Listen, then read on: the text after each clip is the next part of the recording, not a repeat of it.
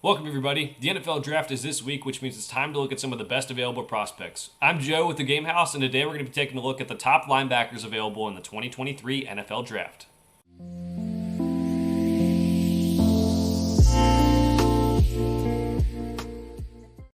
The linebackers are up in today's position rankings video. We're going to be going through all positions before the 2023 NFL Draft. As a reminder, we'll be using my player profiles I wrote on each of these players heading into the 2023 NFL Draft. If you want to see more player profiles, position rankings, big board, everything, you name it, go to thegamehouse.com and go to the category NFL Draft, and you will find everything you need there.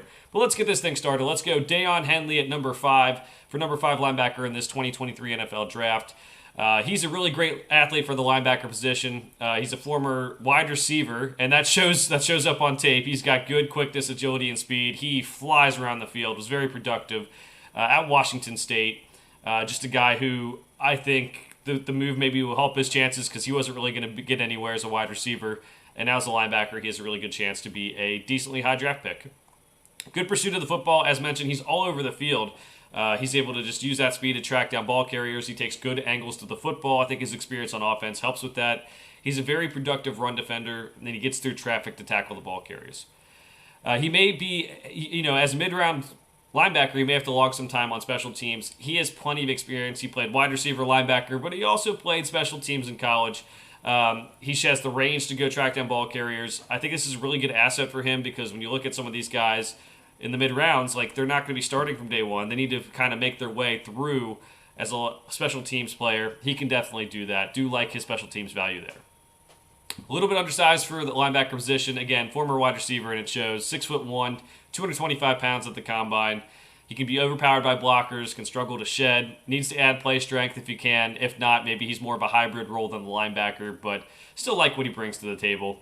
It's clear that he's still new to the position. He's got limited awareness. He can get out of position, misreads his keys, and misdirections and play actions can fool him.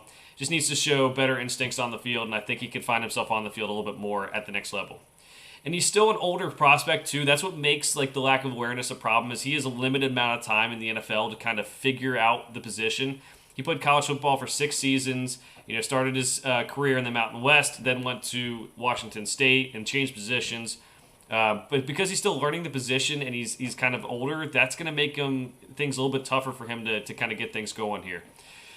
All right, projected draft range, 3rd round pick to 5th round pick. I love the mid-round value there. I think the special teams value really helps that. I have a 4th round grade on him. This is not a very deep linebacker class, and that's what kind of leads to it.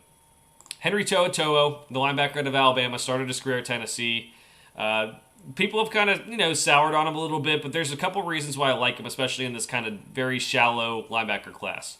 Great awareness for the position. He's always in the right position to make the play. He's always executing his role. He knows the defense. He knows what he needs to do. I think that's very important for linebackers in today's game.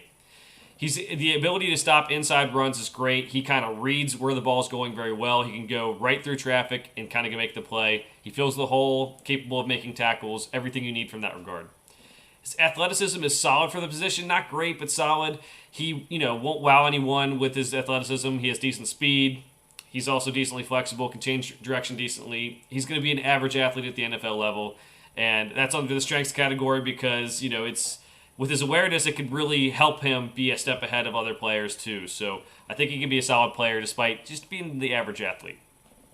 His range is limited. That's where the average athleticism kind of comes into play here. Decent speed, but he can have trouble tackling and covering faster players. If runs on the outside, he can struggle to take the right angles. He can struggle to get, to go tackle them because his range is limited.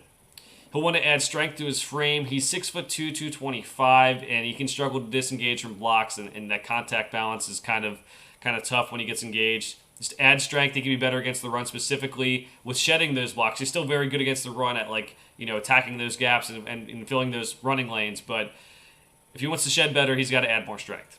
And then he can also finish better as a tackler. There's times where players are in his grasp, whether it's quarterbacks, running backs, whatever, and he just can't get them to the ground. He just needs to be more of an aggressor and try to, really bring that demeanor of being an aggressive player to the table, and I think he can be better at that. So, projected draft range, 3rd round pick to 5th round pick, another 4th round grade for me here. I think the value with him comes from that awareness more than anything. He's just a guy who, just going to do his job and do it well. Really like that about him. Let's go to linebacker number 3. I have Jack Campbell out of Iowa. Campbell is what you want size-wise in a linebacker. 6'5", 243 pounds. Stronger. He can shed. Got good length as well. Help him disengage from blocks. I think this is what you want.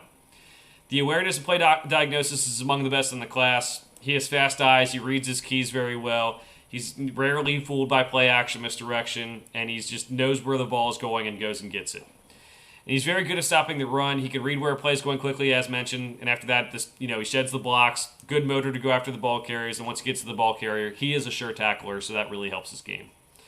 The weakness is athleticism isn't great for the position. He doesn't have the greatest range, kind of limits him against the pass and the run. But the acceleration and the lateral mobility kind of are lacking as well. He needs to be faster and quicker to get to where he needs to be. His length helps make up for it, especially in coverage. But there's not much flashiness to his game. He's going to give you what he gives you, and that's pretty good still. Decent in zone coverage. He's not really a candidate to cover man-to-man in the NFL. He's got the height and the strength to match up with tight ends. I mean, you flip him on the other side of the field, he's a decent size for a tight end as well. But he just doesn't have the athleticism to mirror route runners, and I think teams can take advantage of that, especially elite tight ends. Teams drafting him will need to plan to use him against zone where he can kind of sit back and read with his eyes and shows that good eye balance first and foremost. The man coverage might not be as easy. But his fundamentals could help him be better at shedding blocks. He can strike with better timing and placement to help him shed better. His length and strength is good enough to help him right now, but that's just a little bit of technique can help him out too. Projected draft range, I have second-round pick, third-round pick on him, but a second-round pick draft grade on him. I think he'd be a very good player who starts from day one for a team and makes an impact. Whether you take him off the field on passing downs to start his career or not, that's something that remains to be seen, but he does provide the little bit of zone coverage. All right, Trenton Simpson, the guy who was maybe at the top of most boards at the start of the year, has maybe fallen a little bit, but he's a good size for a linebacker, 6'3", 240 pounds. He's got solid play strength and good length as well, so you can use that to disengage from blocks. Great athleticism for him, especially given the size. He's all over the field, fly to the football, good speed, quickness, lateral agility. He uses this as a pass rusher as well when they're using him as a blitzer. His athleticism kind of allowed him to line up in plenty of different positions on that Clemson defense. Good in coverage, especially when it comes to zone. Again, he shows that good range to play, zone coverage, but also that eye balance as well.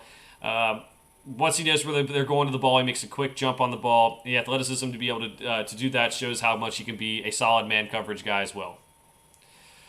So at the next level, he'll need to improve his awareness and play diagnosis. There are times where he falls for the misdirection play actions, where he just doesn't read his keys the right way, and he just needs to find the ball quicker. I think he can do that at the next level.